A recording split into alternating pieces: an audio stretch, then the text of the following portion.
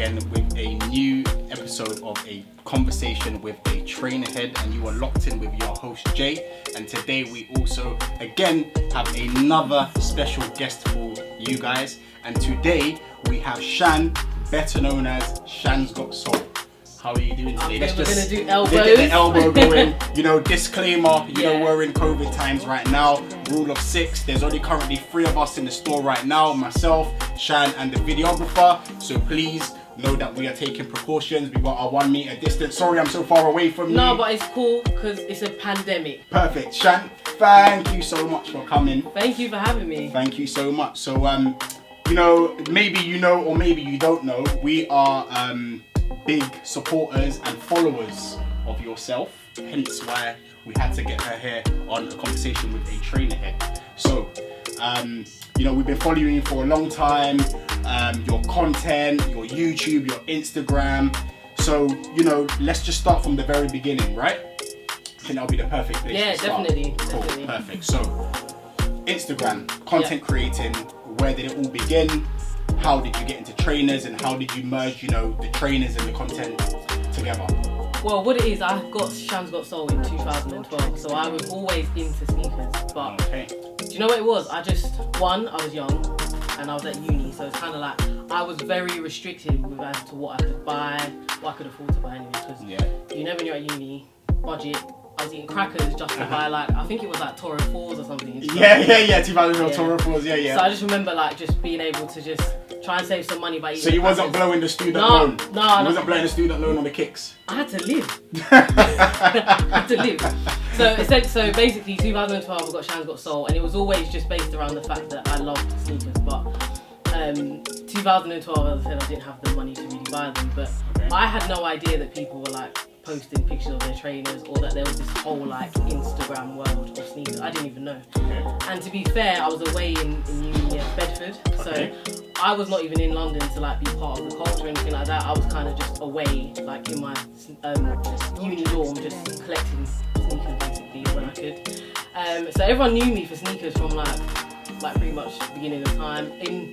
In secondary school, they called me Nike. Because I literally just wore like Nike jacket, and I went to like a grammar school, where like it was like in the countryside, kind of posh, like, and people weren't really wearing what you were wearing. I was like the only one that was like into like what I was into, so they called me Nike from like the very first day. 2012, created Instagram, and then I just left it. So I was posting like my uni life, like raving, whatever, and then I think it was 2017 or 18.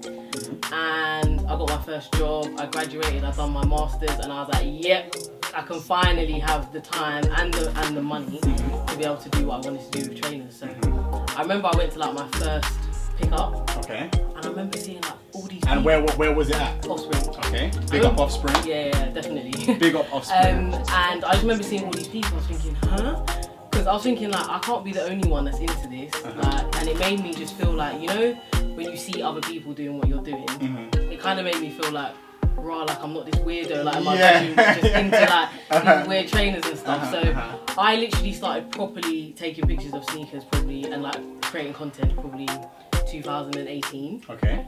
Yeah, end of 2018. It's been about 2 years now. So really, just about 2 years, and I've just grown since then, really. So it would be interesting to know, do you remember what that first pickup was? What was that? 2018. I think it was the ACWs. The Air Force One? Yeah, was that 2018? ACW. I think it might have been towards the end of 2018. Don't. You know, I'm just going off the top of my brain. You know, so in the comments below, don't roast me, because sometimes my brain is a little bit off. But yeah, I think the ACWs were late 2018, I believe. Was it the white pair or the black pair? The white pair. The white pair. So they came out the same time as the off-white. Air Force One, right? The Volt and the black pair. Yeah. So they came I remember the black pair dropped on the 27th of December, which was my birthday, and I luckily got a pair. So I always remember that date. So you know, so going from your content creating on Instagram, we know that you then went on to YouTube, correct? Yeah, so YouTube's a really new thing, and like I'm learning. So what you'll find with me is that I've had to like literally learn all parts of creating content myself. So all my photography is I've learned how to do that. I've learned how to edit. So you're doing everything by yourself? I'm doing everything, creating my websites, doing my logos, I'm doing it all myself. So it's literally a one-man band, basically? Yeah, literally. One-woman band? Literally, growing up, I didn't have much, so I had to I was always trying to find a little hustle, so I learned how to website build from trying to be a PT.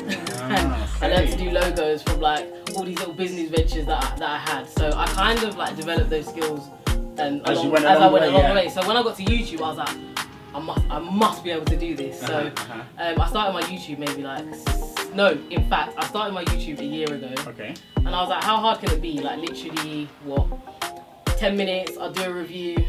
Oh my god. It might even still be up on my YouTube. I think this review was the worst review I ever watched. But one thing I always say, you have to start somewhere, innit? Of course. So I did that review on the Travis Scott 60s, the grade school pair which I got. And I just realised I had a new respect for people who did video content, because I was just it looks so easy, but it's really, really it's all the time that goes, it's so behind the scenes. It's so time consuming. So I literally started my YouTube, and then I gave it up. I was like, this is long. I got 10 views. I was like, I can't do this anymore. It took me 2 hours to edit it. And then after that, I was just like, do you know what? I gave it to 6 months, and then I went back to relaunch it. And by this time, I'd redone my room. I had I don't know if you've seen it. Yeah, we've seen it, trust me. But yeah, literally I'd redone my room, and I had much better aesthetic, better lighting, and I was like, yeah, I'm good to go. So I've only relaunched it maybe 2-3 months ago, so I don't have that many subscribers. So if anyone wants to subscribe, definitely subscribe. We're definitely going to put it in the comments below, in the description below. That's definitely going to be there. Yeah. Make sure you go and subscribe. Make sure you watch. Make sure you like. Yeah, because I'm tired of making content for 10 people. I'd like to also touch upon, seeing as we were speaking about the YouTube, obviously on your YouTube we can see and we know that you're very much into your fashion as well.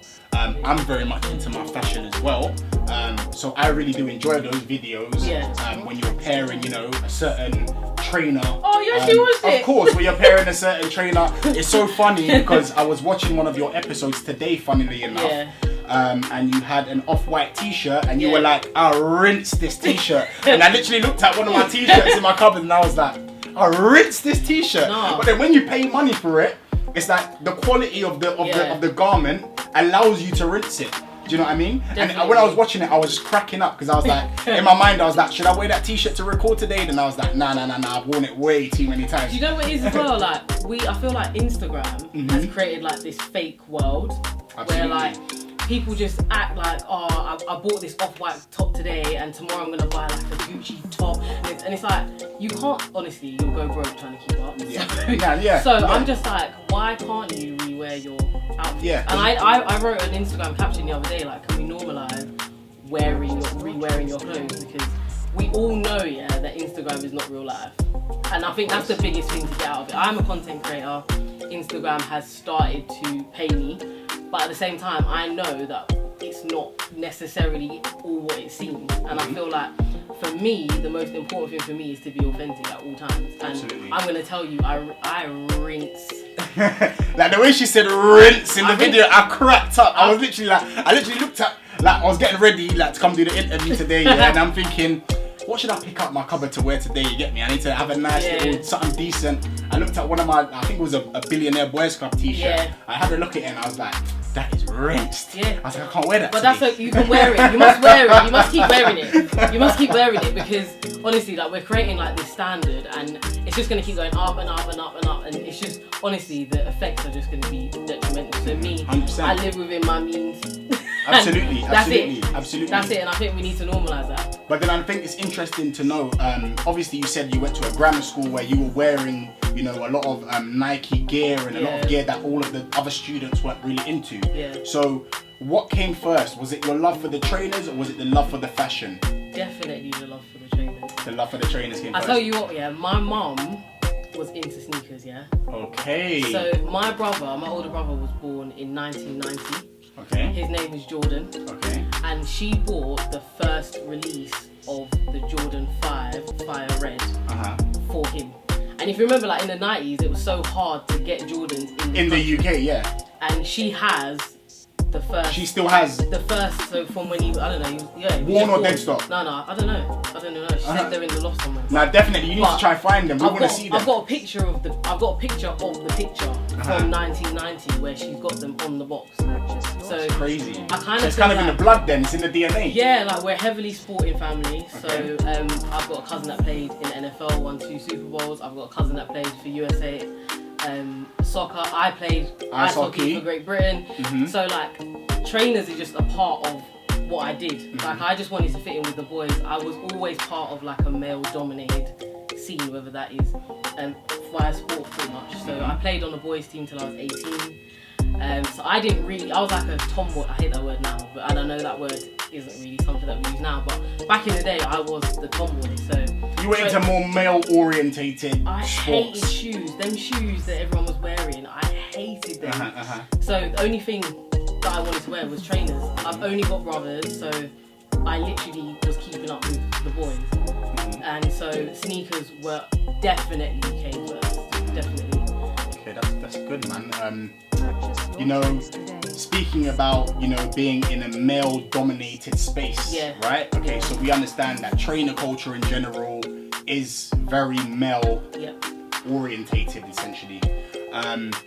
We know that you have a project in which is soon to be starting, in which shines a light on, you know, black females especially, but females in general also.